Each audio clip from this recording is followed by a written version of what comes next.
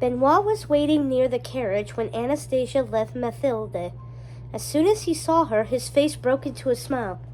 "How did your afternoon go?" "I got a job!" Anastasia burst out.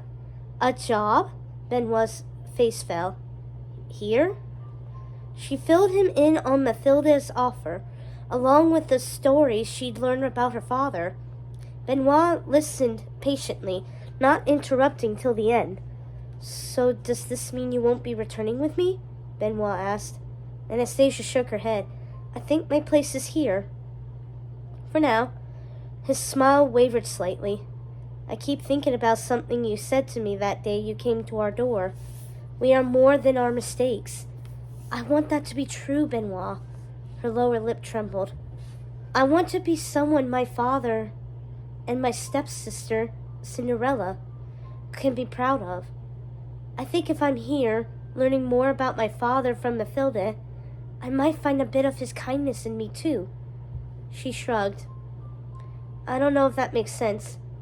"It makes all the sense in the world." Benoit placed a hand over hers, and she felt a warmth spread from her toes to her head.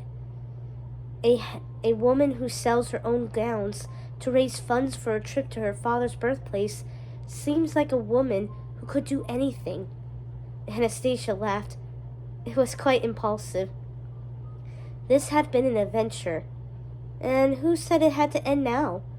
If she could find a way to walk in her father's footsteps, surely she could learn to be someone who strove to make the best of the time they were given. Her mother and sister would be angry she had left, but maybe someday she could return and help pull them out of their own darkness. She could be someone who learned from her mistakes and accepted others' forgivenesses as well. That gave her yet another new idea. "Benoit, about the invitation." Benoit looked at her again, his right eyebrow twitching. "Yes?" She bit her lip before speaking. "Would you tell the prince and princess it would be my honor to attend the wedding?" "Yes," Benoit exclaimed. "I would be happy to pass along that message." Anastasia smiled, wondering if she could be so bold as to ask Benoit a question very much on her mind. "And you? Will you be at the wedding as well?"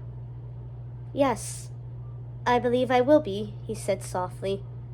"That's wonderful news." Anastasia's grin widened as she pictured herself dancing in Benoit's arms at her stepsister's wedding. That was the future she hoped she could make happen. She would make happen.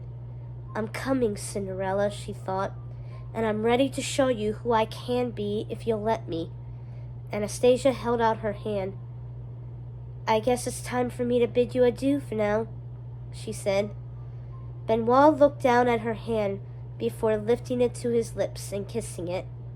"Till we meet again, Anastasia." Anastasia's breath stopped for a second, and her heart started to beat wildly. "Farewell, Benoit." Then she turned and began to walk through the village, her new village, back to where Mathilde was waiting. The sun warmed her face as she walked fast, then faster, to a future full of uncertainty and challenges, but also so much promise. Anastasia Tremaine's adventure was just beginning. And that is the end of the tale, The Envelope. Join us next time as we read another story from a Twisted Tale anthology. See you next time.